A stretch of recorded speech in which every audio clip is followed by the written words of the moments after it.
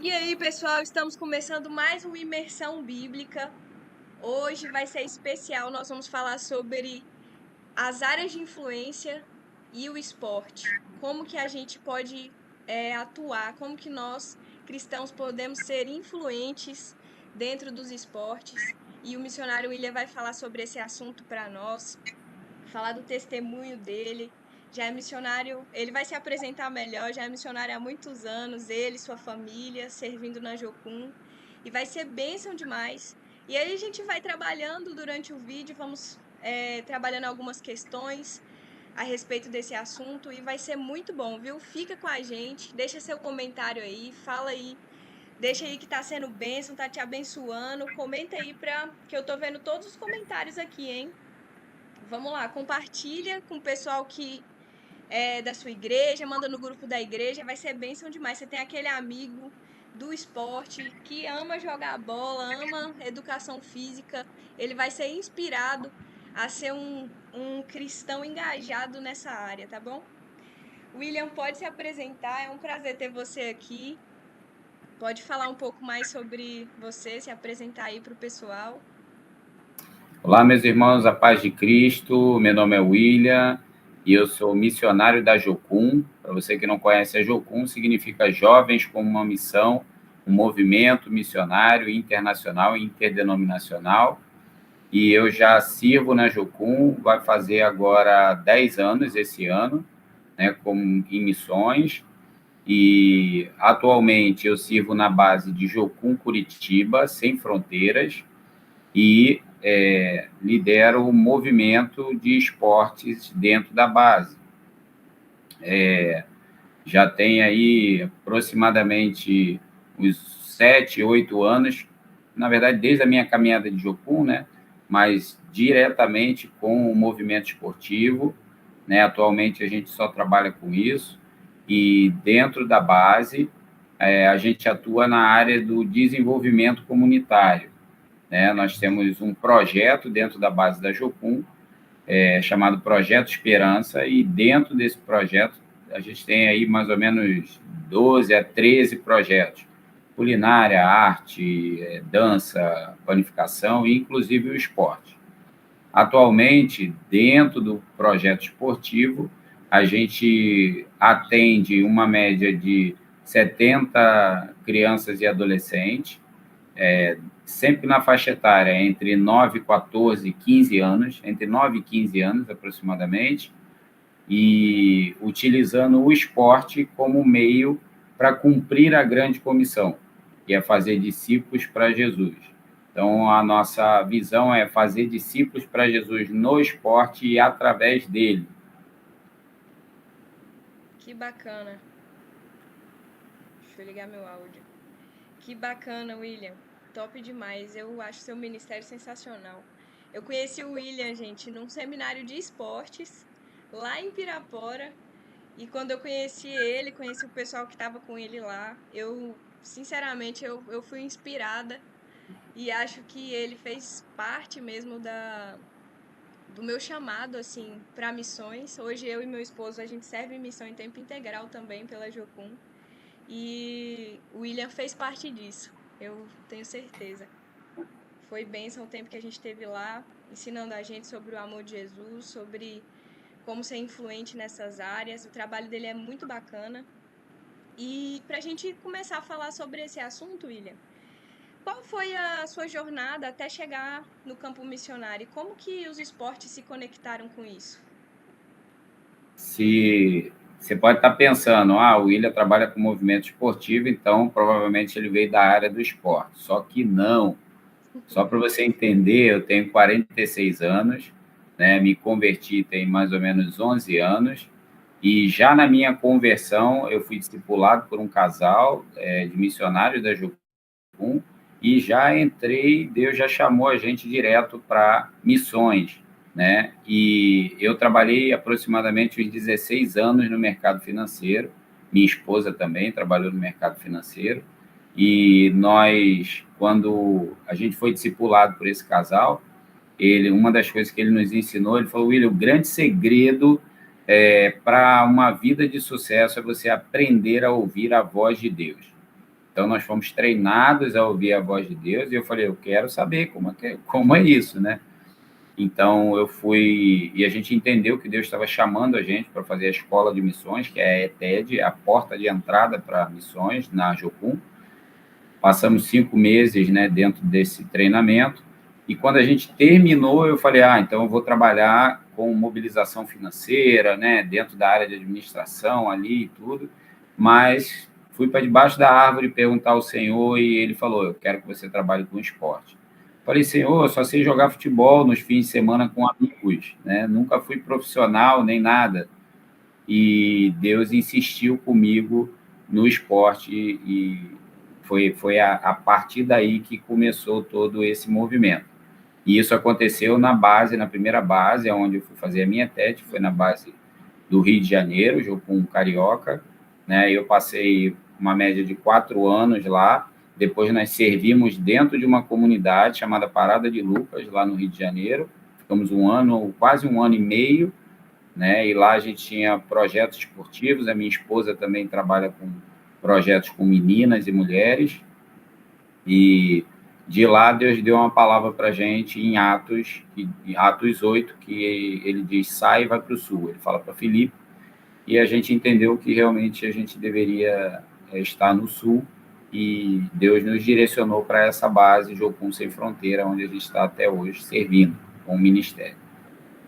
Caraca, então vocês estão vendo aí, viu, pessoal? Nem precisa ser um professor de educação física, não, viu, para Deus te chamar. É isso aí. E como que foi que você percebeu, William, que você poderia usar os esportes como essa ferramenta para levar o evangelho? Além de Deus ter falado isso com você diretamente, né? Como que foi para você juntar, né, esportes e evangelho? Legal. Então, eu já tinha feito uma faculdade de educação física muito tempo lá atrás, mas eu não achei que eu podia usar isso, né? E quando quando Deus falou comigo sobre o esporte, eu falei, Senhor, não é isso que eu quero ensinar a Bíblia para as pessoas, eu quero que as pessoas conheçam o Senhor, né? E Deus insistindo no esporte, eu falei, eu vou fazer o seguinte, comecei a catar crianças na rua e montei o primeiro projeto, tinha aproximadamente 40 crianças, e eu comecei a ensinar futebol, era o que eu sabia, né? Peguei vídeos e fui montando aulas e aprendendo ali na internet, e comecei a trabalhar com essas crianças. E uma das coisas que Deus começou a falar comigo era sobre a importância da capacitação, né? Então, atualmente, eu acredito que um grande pilar para você desenvolver, seja no seu ministério, seja no esporte, qualquer outra área, é você ter visão, capacitação e ferramenta. Esses 3 pilares devem sustentar a tua caminhada ministerial. Você precisa entender, você ter visão sobre a área que Deus está te chamando para atuar, né? Por exemplo, no meu caso, o esporte. Por que Deus criou o esporte? O esporte é de Deus. Como eu conecto a Bíblia e o esporte? Como que eu falo numa linguagem aonde alguém que é do esporte vai entender o evangelho? Né? Então, eu preciso ter essa visão. Como conversar com um pastor? Como conversar com um atleta? Né? Transmitindo a mensagem do reino e entendendo princípios bíblicos disso. Então, esse é o primeiro ponto. O segundo ponto é ter capacitação. Você tem muita gente que é muito bem ferramentada, tem muitas visões, mas não está capacitado para atuar. Então, por exemplo, como você forma uma equipe, né? Se você não tiver capacitado, a sua visão e as ferramentas que você tem não vão ser muito úteis para isso. Como você desenvolve, por exemplo, como você faz discípulos, qual a estrutura para você fazer discípulos, como lida com a questão da orfandade, que para mim é o maior problema do mundo hoje, a falta da paternidade, né? Qual o papel de um treinador? Então, você precisa estar capacitado. E, por último, também ter as ferramentas certas para, com essa capacitação, usar essas ferramentas nos lugares onde Deus vai te levar. Então, eu acredito que é fundamental. Esse tripé ele vai te ajudar a ter um ministério saudável e próspero, né? Uhum. Claro que aliado a... O que esse tripé está apoiado em quê? Na base, que é a vida de oração e ouvir a voz de Deus obedecendo. Muito bacana. Repete pra gente os 3 pontos. Visão, capacitação e ferramentas. E ferramentas. É isso aí. Muito top. E por que você acredita, William, que os esportes são uma área estratégica para alcançar vidas para Cristo? O esporte em si, ele tem elementos que são, só na sua essência, né? Ele já trabalha princípios e valores no ser humano. Uhum. A gente tem a cosmovisão bíblica, né, alinhada ao que Deus criou, a gente vai conseguir entender muito mais da área que a gente foi chamado para servir. Então, por exemplo, por que Deus criou o esporte? Né? Para relacionamento, saúde, desenvolvimento de dons e talentos, de talentos e habilidades, então, e outras coisas. Então, quando olhamos para o esporte, né, a gente vê que ele tem alguns elementos fundamentais que ajudam no desenvolvimento do ser humano. E ele também, se a gente for olhar biblicamente, a gente vai perceber que muitos desses elementos aqui, eles podem nos tornar muito parecidos com Jesus. Uhum. Jesus foi uma pessoa muito disciplinada nas coisas que ele fez, né? O esporte, ele gera disciplina, né? O esporte desenvolve obediência, né? O esporte alinhado à cosmovisão bíblica correta, né? Ele pode nos fazer muito parecidos com Jesus. Mas para isso foi o que a gente falou, né? Precisamos ter a cosmovisão alinhada à Bíblia, à palavra, dentro dessa área. Uhum. É verdade. Você falou uma coisa forte aí. O esporte pode nos ajudar a ser mais parecidos com Jesus. E é verdade, quando a gente quer desenvolver, né, uma vida saudável, vamos dizer assim, a gente começa a ir para academia. Para você obter resultados, você tem que ter disciplina, né? Você tem que ter foco, você tem que persistir, insistir. E é a mesma coisa na nossa vida com Deus, né? A gente consegue aplicar isso na nossa vida diária com Deus. Exatamente. E quais são os desafios que você vê no mundo dos esportes que precisam ser enfrentados com os valores do Evangelho? Você pode repetir a pergunta, por Repito. favor? Quais são os desafios que você vê no mundo do esporte que precisam ser enfrentados com os valores do Evangelho?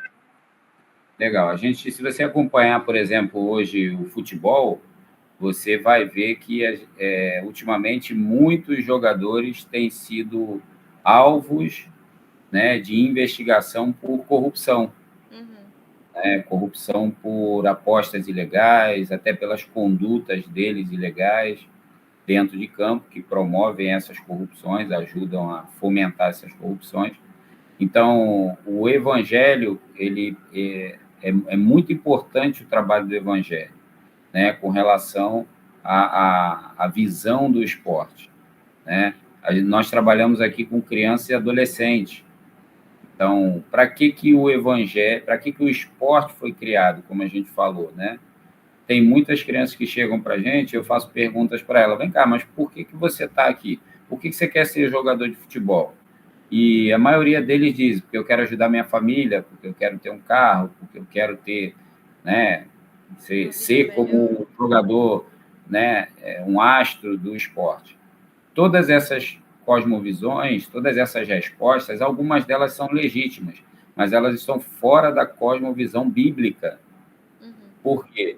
Porque o que a gente deveria, a proposta de se tornar um jogador de futebol seria, primeiro, glorificar a Deus. Segundo, devolver a Deus os dons e talentos que Ele nos deu. Seria também dar o nosso melhor, não para homens, mas para Deus. Quando quando essa visão ela não está alinhada, vamos pensar, um menino que não entende isso, não foi trabalhado isso desde a sua raiz, da sua base, o que vai acontecer com ele? Independente do que, se ele tem, o foco dele é conseguir ajudar a família dele. Então, e se ele não tem essa cosmovisão trabalhada, ele vai fazer o que for preciso e possível para chegar nesse objetivo. Se ele precisar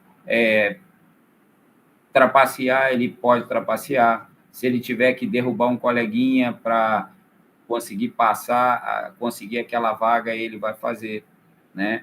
Todas essas coisas que, por exemplo, quando uma criança fala sobre isso e ela almeja isso, todas essas coisas são consequências, deveriam ser consequências de dar o seu melhor para Deus, glorificar a Deus no esporte, né? Então, existem muitos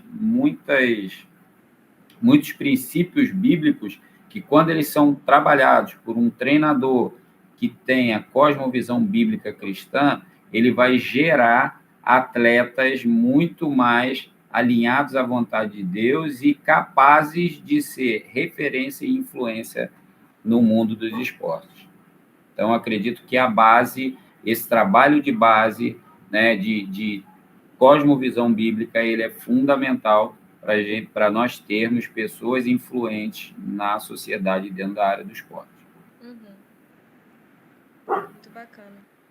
Então, tipo assim, dentro do movimento, né, ali, quando você está ensinando essas crianças, você não está ensinando elas só a jogar ou só está ministrando a vida delas com a palavra de Deus, né, mas está formando o caráter delas, formando um caráter baseado no evangelho, né, e fazendo com que eles possam se tornar pessoas que vão ser influentes também. Vai sair dali um menino que vai ficar famoso, vai ser um grande jogador, mas vai ser um jogador com princípios, né, que regem a vida dele. Exatamente, para que ele possa ser testemunha de Cristo para as nações, né? Então, na verdade, a nossa missão é fazer discípulos para Jesus no esporte através deles, mas formá-los, ajudá-los a se desenvolver físico, emocional e espiritualmente. A gente chama isso de treinamento 3D. A gente trabalha nas 3 dimensões do atleta, né? Então, por exemplo, quando a gente leva um menino para um campeonato, ele vai ser exposto naquele campeonato ele vai ser exposto às suas emoções ali, vai colocar à prova ali as suas emoções, ele vai colocar a sua vida espiritual ali e vão ser colocadas também as suas capacidades físicas naquilo ali. Então, a nossa visão, nosso treinamento como treinador é desenvolver ele nas 3 áreas, né? Vou dar um exemplo, quando um menino, por exemplo, ele é xingado do lado de fora, ele está jogando um campeonato, ele é xingado pela torcida. Não tem muito bem firmada a sua área espiritual, que está ligada ao seu propósito, à sua identidade e outras coisas. Se ele não está muito bem firmado na sua área emocional, que tem a ver com confiança, com medo e outras áreas, né? E tudo isso vai afetar a área física. Então, por mais que ele tenha um excelente condicionamento físico, um rendimento muito bom, uma performance muito boa, se essas 2 outras áreas não estiverem bem desenvolvidas, né, isso tudo pode interferir em todo esse processo de base. E você pode até perder um aluno, um atleta dentro disso, né? Porque, por exemplo, se ele não entende quem ele é, vamos supor, a torcida chamou, você é um lixo. Se ele não está firmado na sua identidade, que é a área espiritual bem trabalhada, o que vai acontecer? Ele vai associar quem ele é ao que ele faz. Daqui a pouco ele está desistindo do esporte. Ele vai dizer, eu sou um lixo. Mas o que você é? Você é a imagem e semelhança de Deus, você foi feito com dons e talentos, você foi feito com um propósito, e isso é o que você é. O futebol é o que você faz, então são 2 coisas diferentes. Então, o nosso papel é ajudar ele a desenvolver nas 3 áreas, porque o papel de um treinador é fazer o quê? ajudar o atleta ou o aluno a chegar num lugar onde ele não conseguiria chegar sozinho. Top. Muito bacana. E dentro disso, quais são as estratégias práticas que você usa, que você tem usado para compartilhar o evangelho nesse meio? Além, claro, de treinar os meninos no esporte, quais são as atividades que você tem desenvolvido? A gente tem algumas ferramentas que a gente utiliza, né, para treinamento que conectam tanto o fundamento do esporte quanto o fundamento bíblico, tá? Eu vou dar um exemplo para você. A gente foi treinar uma equipe aonde a gente estava fazendo um treinamento de vôlei, aonde o tema da aula, a gente desenvolve um tema. Cada aula, cada fundamento, cada treinamento, ele tem um fundamento bíblico, tá? Associado ao fundamento do esporte. Então, a gente foi treinar o levantamento. Então, naquela aula, a gente vai falar várias vezes, porque para inculcar na cabeça da criança, como diz Deuteronômio, capítulo 6, inculca na cabeça da criança no sentar, no levantar, no caminhar. Então, a ideia era joga para cima no treinamento de vôlei, porque as crianças estavam fazendo o levantamento para frente, quem vinha não conseguia cortar. Então, o treinamento, a gente identificou essa falha na atividade, nesse desenvolvimento desse fundamento, e a ideia era jogar para cima. E ao tempo todo a gente falava, joga para cima, joga para cima. E no final nós reunimos as crianças, né, nesse treinamento e fizemos uma pergunta: quem foi mestre nesse fundamento, o maior mestre de todos os tempos nesse fundamento? E as crianças responderam, Bernardinho, Maurício, e começaram a falar, e os adolescentes. E no final a gente respondeu, não, foi Jesus. Falaram, mentira, professor, Jesus nunca jogou vôlei. Eu falei, vocês precisam prestar atenção na pergunta. A pergunta é, quem foi mestre nesse fundamento de jogar para cima? E peguei a Bíblia e trouxe para aqueles adolescentes e falei para eles, olha aqui, ó, vamos olhar, no texto de multiplicação de pães e peixes, foram contados 5.000 homens, cadê as mulheres, cadê as crianças? Olha aqui, peguei um outro texto onde levaram as crianças para Jesus. E os próprios discípulos disseram, não incomodem o mestre. Né? Então, enquanto a sociedade jogava as pessoas para baixo, Jesus jogava para cima. Ele era mestre em jogar para cima. E a partir dali a gente começou uma discussão sobre bullying, né? E nós demos uma tarefa prática para eles, que era o quê? Vocês agora vão identificar pessoas na escola que são jogadas para baixo e agora você tem um papel de jogar elas para cima. Né? Então, me diz o perfil de uma pessoa que sofre bullying. Professor, ela come sozinha, ela fica sozinha no seu canto e tal. Então, vocês de 2 em 2, assim como Jesus os enviou, vocês vão conversar com essa pessoa, vão tirar essa pessoa desse lugar. E se você não souber o que você falar, você vai dizer para ela que ela é imagem e semelhança de Deus como você, e ela tem talentos e habilidades. Então, uma das coisas que a gente trabalha muito nosso papel é fazer deles discípulos, ensinando eles a guardar todas as coisas que Jesus disse. Então, dentro de uma atividade de treinamento com grupos que não conhecem Jesus, a gente utiliza o fundamento do esporte com o fundamento bíblico para ensiná-los a guardar princípios que Jesus nos deixou. Show de bola. Muito bacana esse método. Eu vi isso na prática, né? Quando a gente fez lá o seminário de esportes. Todas as atividades que a gente tinha sempre acabava com uma ministração, sempre acabava com um ponto de reflexão, né? Não era só uma ministração para ficar no ar, mas uma reflexão que trazia um pedido de posicionamento, né? Uma prática para a nossa vida. Muito legal. Exatamente.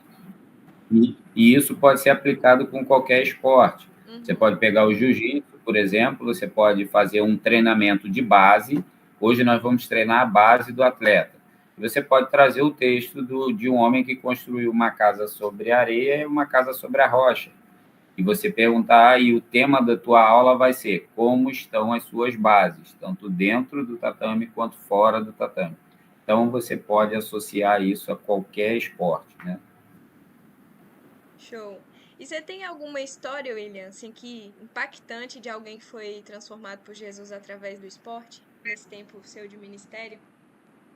A gente tem, assim, tem muitas histórias, né, nesse tempo. O público que a gente trabalha aqui, praticamente 85% são não cristãos. Uhum. Mas tem um menino que eu trabalhei com ele lá no Rio de Janeiro, aqui no Rio de Janeiro, porque eu estou no Rio de Janeiro atualmente, né? E ele começou no futebol com a gente, e um dia ele bateu lá no portão da base, eu não era dia de treino, e ele chegou para mim e falou: professor, eu posso te fazer um pedido? Eu falei: tá. Aí ele falou: vai ser a minha formatura do ProERG, né, que é um programa antidroga, né, Sim. acontece em vários estados. E ele falou assim: todo mundo vai com o pai, e eu não tenho pai. E o senhor pode ir comigo, como meu pai? Então, essa história até hoje, né, mexe comigo, assim, porque através do esporte ele encontrou uma referência. Uhum. Através do esporte ele encontrou caminho, ele encontrou orientação, ele encontrou disciplina, né? Então, foi muito impactante isso. E uma das grandes, o cerne mesmo do meu chamado, a essência do meu chamado dentro do esporte é dentro da área de paternidade, né? Uma geração que não tem pai, ela é pobre emocionalmente, ela é sem limite, ela é violenta, ela é sem orientação e ela é uma geração rebelde, né? E o treinador, o papel do treinador, ele é fundamental. Ele não se torna um pai, vamos dizer assim, ele não consegue suprir todas as necessidades do pai, mas ele se aproxima muito dessa referência paterna. Uhum. Enquanto o próprio Billy Graham disse uma frase que tem a ver com isso, né? Ele teve esse entendimento na sua caminhada, ele disse assim: um treinador vai impactar mais pessoas durante um ano do que uma pessoa comum vai impactar em toda a sua vida. Então, um treinador vai impactar mais pessoas em um ano do que uma pessoa comum vai impactar em toda a sua vida.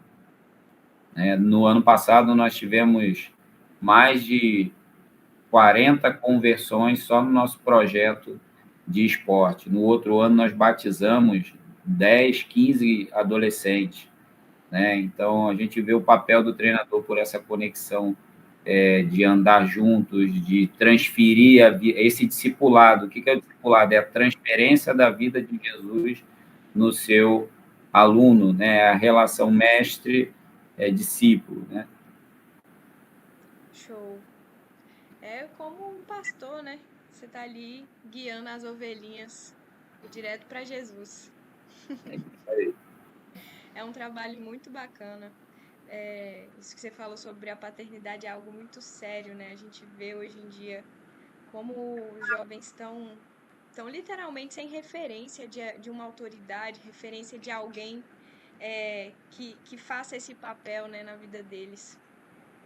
E como isso influencia durante toda a vida.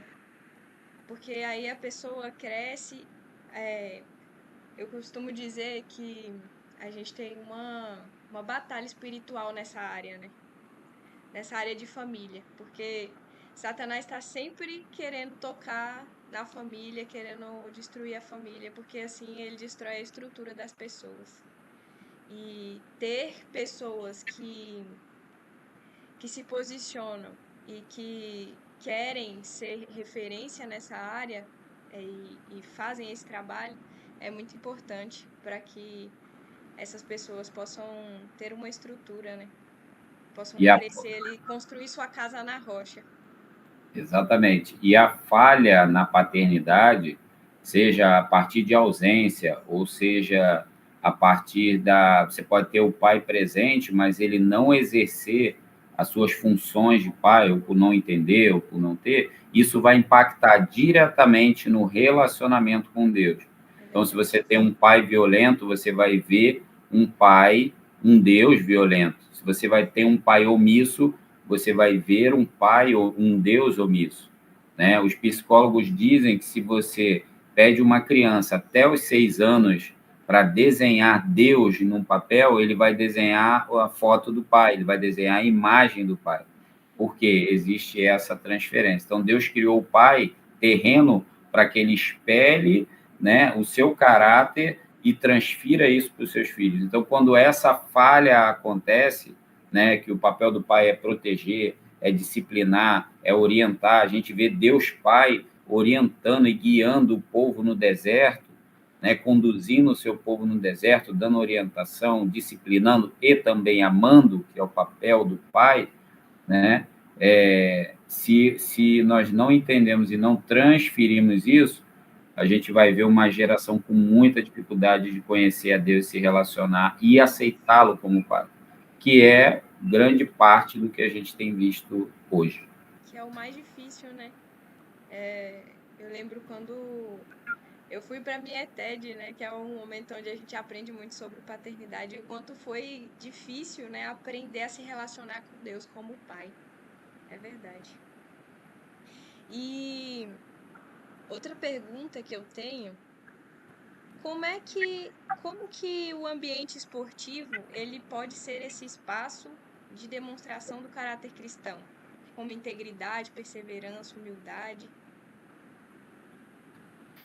O papel do treinador ele é fundamental para isso, né? Deus nos chama, o grande cerne do relacionamento de Deus é para que a gente seja cada vez mais parecido com Jesus. Então, nesse ambiente onde você está ali com a pessoa, né, com o seu aluno ali, com o aprendiz dentro do movimento esportivo, ali é um ambiente de puro discipulado, de grandes oportunidades de discipulado. Não só no evangelismo, na maneira de você falar, mas, por exemplo, os meninos passam com a gente. Hoje tem uma equipe que caminha comigo, agora, esse ano, vão ser 7 pessoas, né?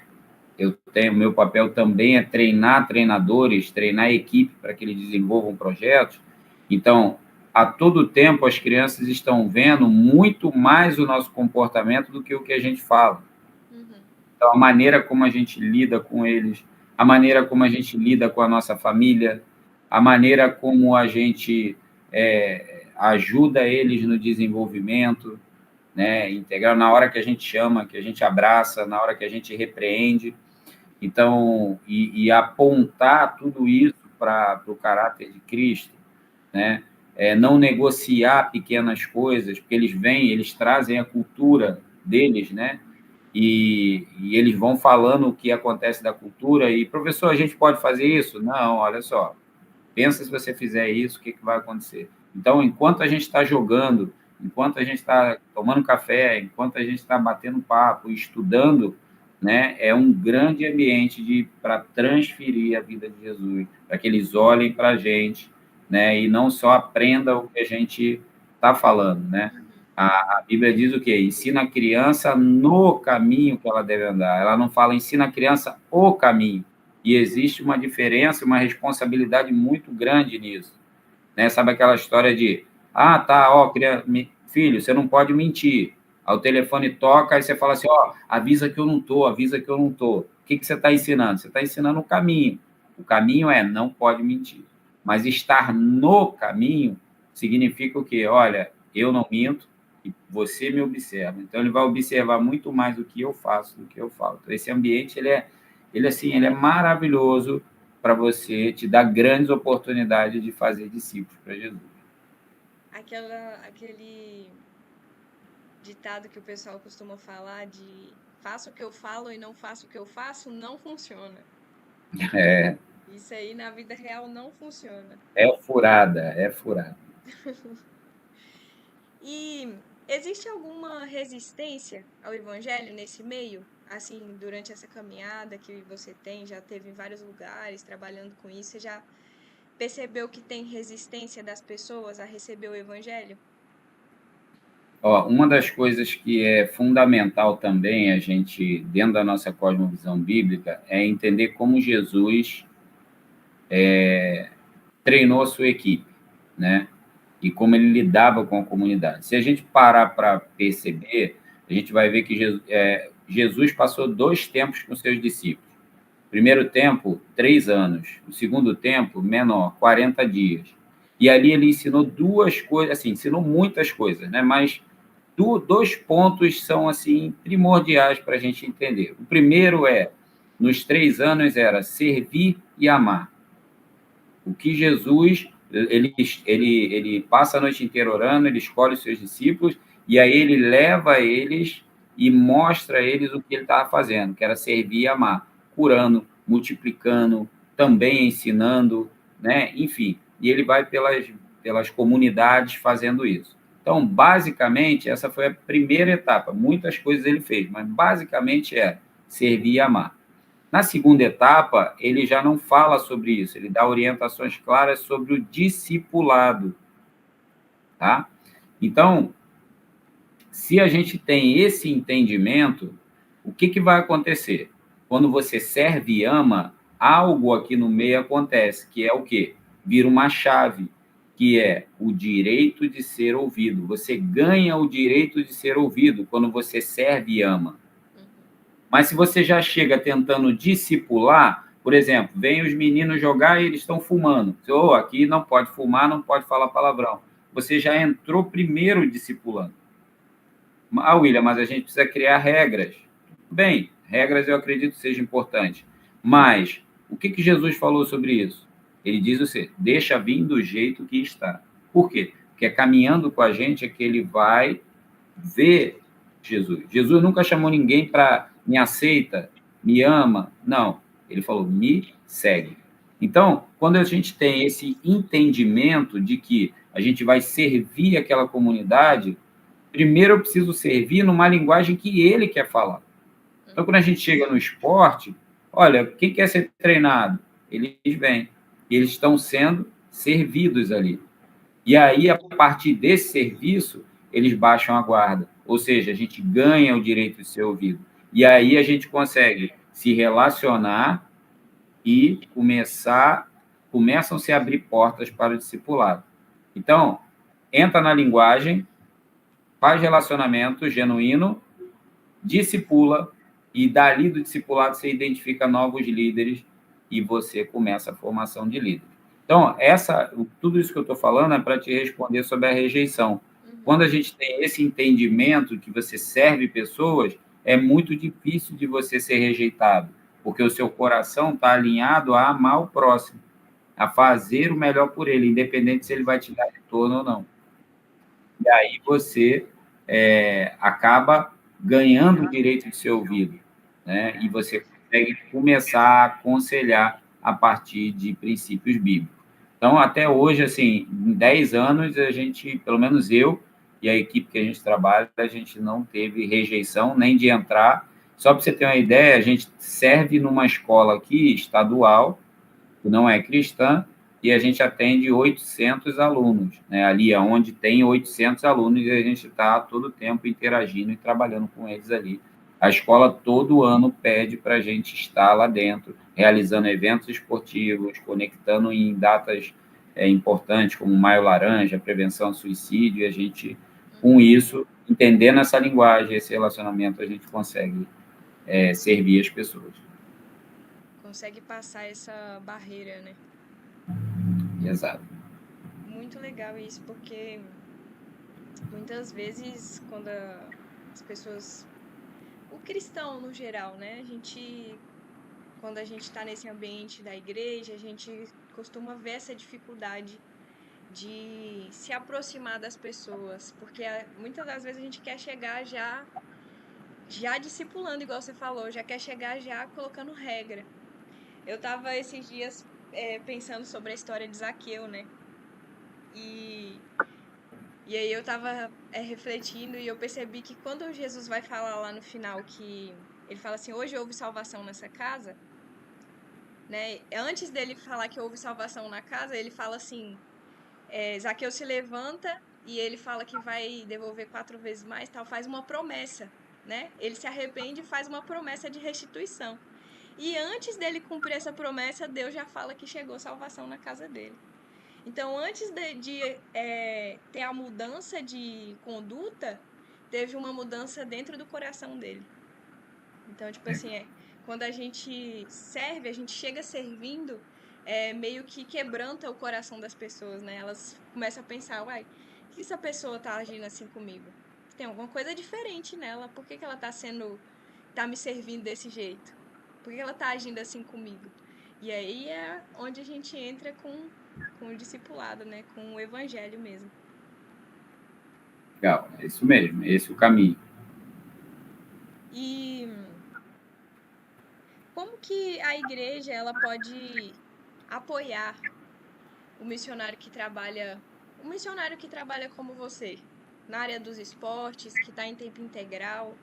Aqui tem um público aqui, né, muito grande que é da igreja, tem missionários também, e muita gente ainda não entende, não tem muito conhecimento como que funciona a Jocum e tal. Como que a igreja poderia te apoiar?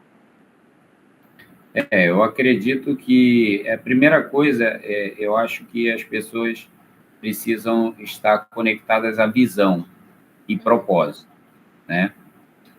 Tudo que a gente, por exemplo, quando eu compartilho as coisas que eu faço com pessoas, a ideia não é compartilhar necessidades, a ideia é compartilhar uma visão, propósito.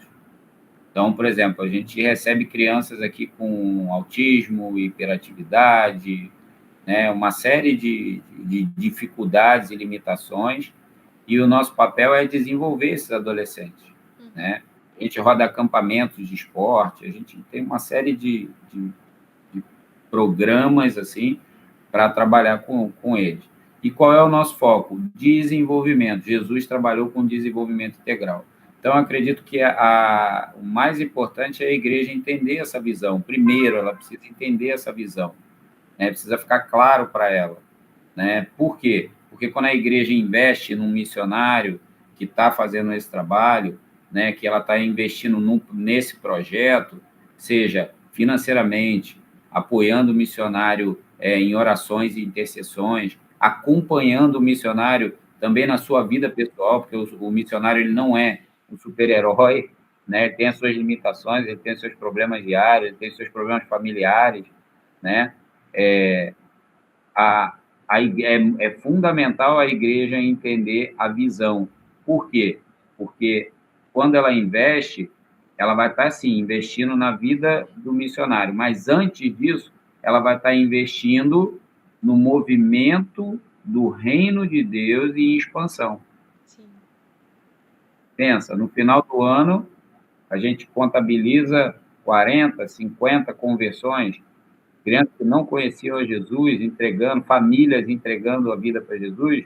O que significa isso? Não somente números de ganhar almas para Jesus, mas Uhum, significa impacto na eternidade. Significa mudança de rota nas próximas gerações. Famílias que roubavam não roubam mais, que adulteravam não adulteram mais, né? Que a tendência é que elas cresçam não adulterem mais. Então, investir num missionário, investir num projeto, você tá envolvido no movimento do reino de Deus. O cerne do coração de Deus é missão.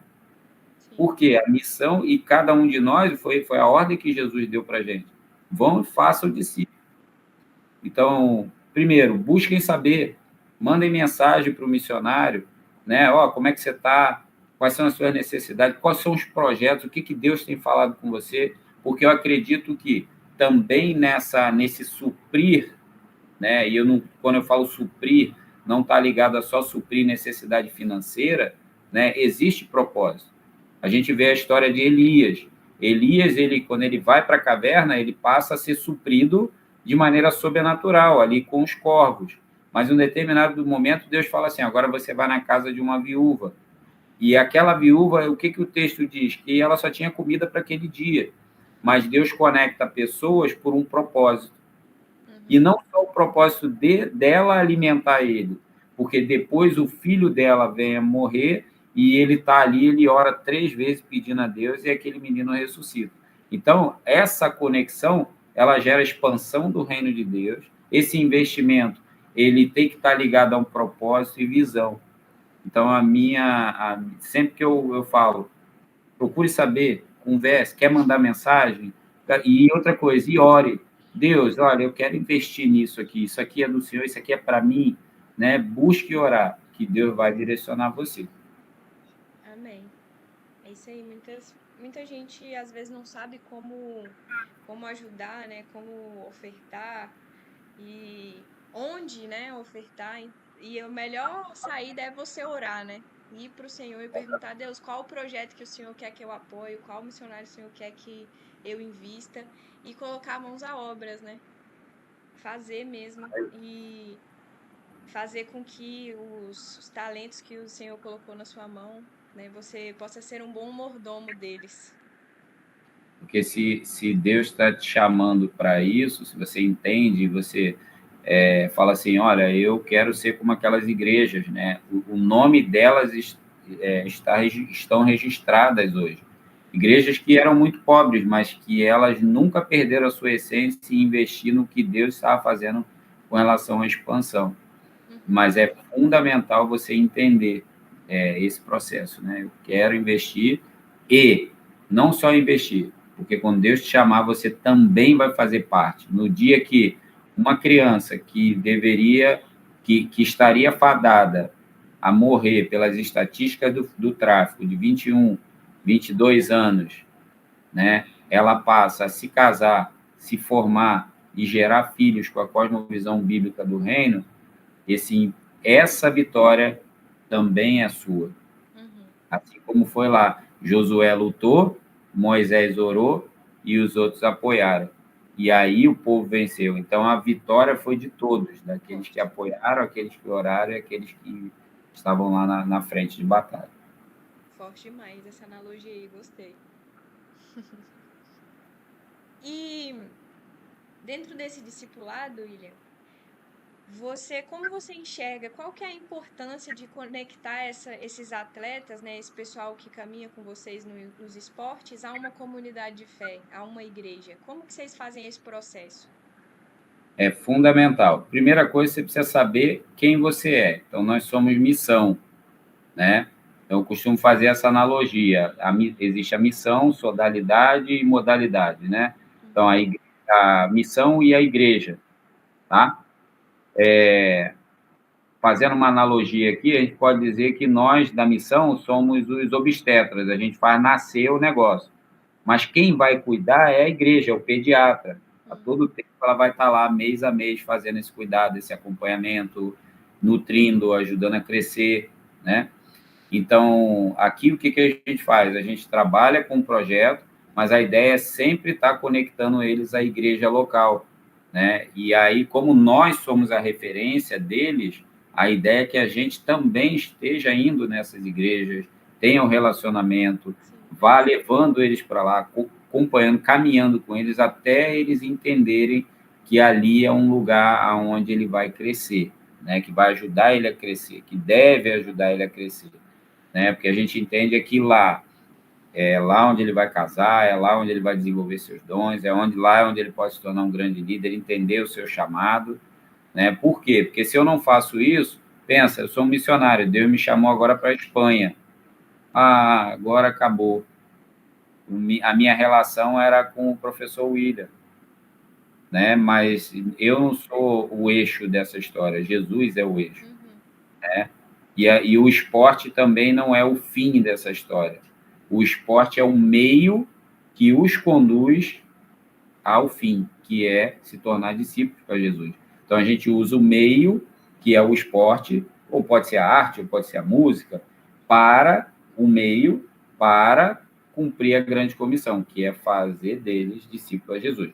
Quando isso se inverte, se eu colocar o esporte como um fim, ele se torna um objeto de idolatria, porque o esporte não transforma, né? Ele não vai trazer vida. Quem vai trazer vida e transformar no fim, é Jesus. Amém. Glória a Deus. E qual que é a sua maior motivação como missionário no meio esportivo? A minha maior motivação é ver vidas sendo transformadas, né? É ver aquela criança que chegou e não conseguia dar um chute na bola, não conseguia, tinha medo, né, não conseguia se relacionar, e no final do ano ela está, ou no decorrer do projeto, essa criança está socializada, ela consegue vencer os seus medos, né, ela consegue entender que sem a vida de relacionamento com Jesus, não a vida com a igreja, mas a vida de relacionamento com Jesus diária, falando com ele, entendendo que Jesus é uma pessoa, e é uma pessoa viva, né, e que muda. Quando a gente vê toda essa transformação, esse movimento acontecer, é isso que pelo menos é isso que me motiva a continuar, isso que me motiva a orar e buscar novos projetos, isso que me motiva, sabe, a querer cada vez mais expandir isso para todas as nações e ensinar e formar treinadores com essa cosmovisão para que esses cresçam e possam influenciar na sociedade. Porque esses adolescentes, essas crianças que Deus colocou e tem colocado na nossa vida, nós não sabemos o que Deus preparou para elas. Não sei se ali uma delas será o novo Billy Graham dessa geração. Não sei se ele vai ser o futuro presidente da República, né? Se vai ser um médico sem fronteiras, ou se ele vai ser um pastor, ou não sei, um veterinário, não sei. Mas o meu papel como João Batista disse, qual era o grande papel de João Batista? Preparar um povo para o Senhor? Sim.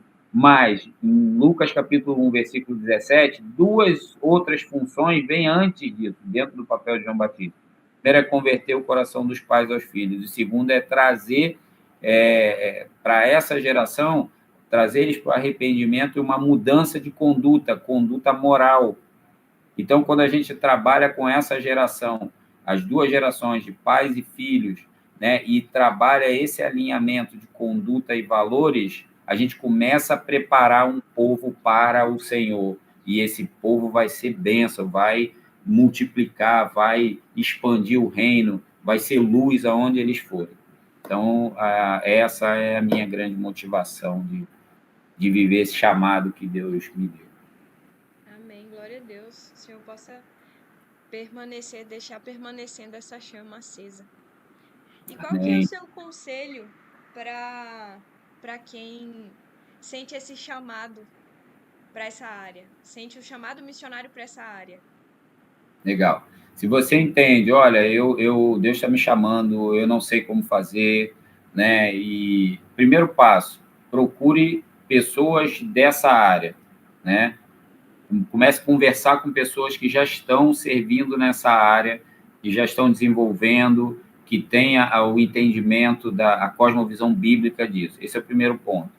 Segundo, para quê? Para que essas pessoas possam orar com você, para que elas possam te encorajar, te inspirar, mostrar um pouco do caminho, né, que você tem a percorrer. Segundo, capacite-se, é fundamental. Vou até falar uma coisa que vai começar agora, né? Eu estou rodando um seminário de esportes online, vai começar agora dia 17 de fevereiro. São 14 temas que a gente vai trabalhar uma vez por semana. Toda segunda-feira, de 8 às 10 da noite, a gente vai ter um encontro assim, do jeito que a gente está, e a gente vai falar sobre vários temas relacionados ao esporte. Então, se capacite, é fundamental. E terceiro, busque uma palavra de Deus e obedeça. Amém. Eu creio que ele vai te dar o chamado vem do Senhor, e ele vai apontar, vai trazer sinais, vai consolidar tudo que ele já tem colocado dentro do seu coração. Muito bacana. Você me manda mais informações a respeito desse curso para a gente poder compartilhar com o pessoal aí que é dessa área, falar sobre isso. Vai ser bênção demais. Nós vamos compartilhar, tá bom? Amém, amém. Vou compartilhar. E para a gente encerrar esse momento, né? Que foi tão precioso, tão legal, já está acabando. Depois a gente vai marcar de novo, de fazer outras vezes, falar sobre outros assuntos. Creio que você tem uma grande bagagem, né, para nos ensinar, para nos falar sobre as áreas de influência, sobre o seu ministério. Mas como que a gente, como cristãos, como igreja, como missionários, como que a gente poderia orar por você e pelo seu ministério? Nessa, vamos dizer assim, hoje. ore pelo para que eu, assim, para que eu e minha família, né, para que a gente consiga sempre discernir a voz de Deus, né? Uhum. Você pode me dar um minuto, um minutinho para eu fechar, só porque a Sim. porta abriu aqui, peraí.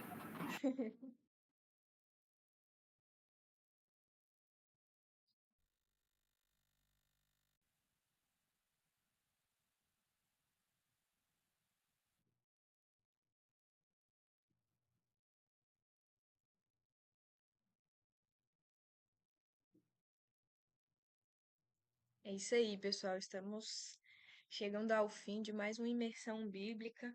Bênção demais. Espero que você esteja sendo abençoada aí com a vida do William. Esteja sendo bênção, que você tenha sido inspirado pelo Senhor. Você que tem um chamado aí missionário nessa área, vem com a gente que é sucesso.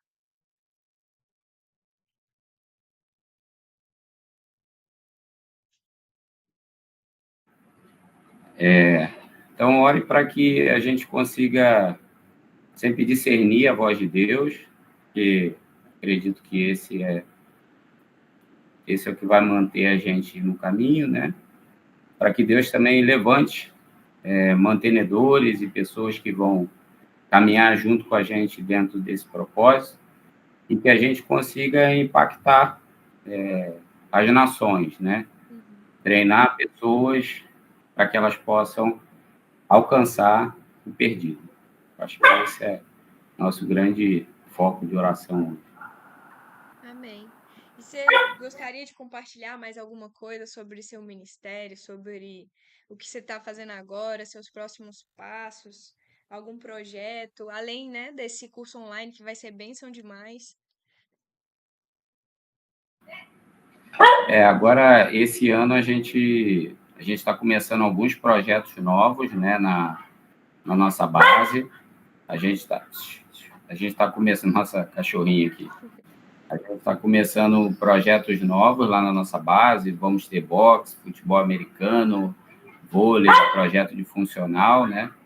E para que orasse por nós, assim, para que amplie o nosso alcance. Uhum, Eu também tenho dado treinamento em igrejas, né? Uma coisa que assim, Deus tem me levado é treinar, capacitar líderes nas igrejas, uhum. para que eles possam conectar o não cristão com a igreja, né? A gente vê hoje toda uma comunidade em que às vezes está do lado de fora da igreja, está ali cheio de dons e talentos, mas às vezes a igreja não só a igreja, né? Outras missões não conseguem entender como conectar a linguagem dessa geração, né? Então, a gente tem feito isso, eu tenho rodado seminários assim em várias bases da Jocum no Brasil e também trabalhado com igrejas, né, de várias regiões. Então, Que esse é um bacana. pouquinho do que a gente tem feito aí, tá bom? Amém, William. Então vamos orar para a gente finalizar aí esse tempo. Muito obrigada pela sua contribuição, por tirar esse tempo aí. Sei que está corrido, mas muito obrigada mesmo.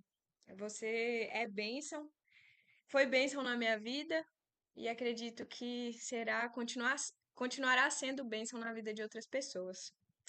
Amém, Senhor. Nós queremos te agradecer, Pai, por este dia. Queremos te agradecer, Deus. Obrigada pela vida do William. Obrigada por esse ministério tão bonito, Pai. Obrigada por ter colocado tudo isso nas mãos dele, por ter confiado nas mãos dele, Senhor. Obrigada porque o Senhor tem capacitado ele para viver coisas grandes. E eu oro para que o Senhor continue abençoando os projetos, continue abençoando a vida dele, da sua família, provendo tudo o que eles precisam, Pai.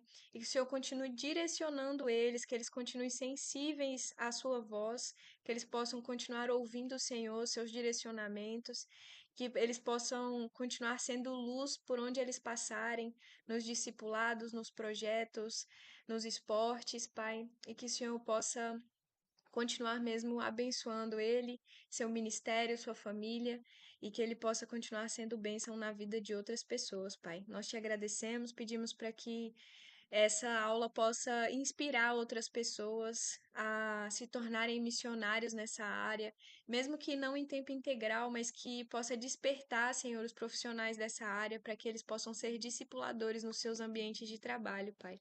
Em nome de Jesus, nós oramos e te agradecemos, Pai. Amém. Seu áudio está Amém. desligado. Obrigado, pessoal, mais uma vez, né? A Bárbara vai colocar aí o nosso Instagram, né? A gente tem um Instagram, Jocum Esporte, né? E vai compartilhar com vocês também aí a chamada, né? Para o seminário, tá? Ali tem o meu contato e se você precisar, pode chamar. Estamos aí à disposição para servir você, servir a tua igreja. A gente sai, vai para outros estados para servir igrejas, né? Para outros lugares. Então, se você precisar, se Deus está falando com você, compartilha com a sua liderança e compartilha com a gente, tá bom? Deus abençoe, Amém. obrigado por tudo. É isso aí, gente. Vai estar gravado, hein? Não perca. Se você não conseguiu assistir tudo agora, vai estar gravado aí no YouTube. Vou mandar todas as informações adicionais, tá bom? Muito obrigada, gente. Boa tarde para vocês. Que Deus abençoe. Tchau, William. Tchau, fica com Deus. Com Deus. Tchau.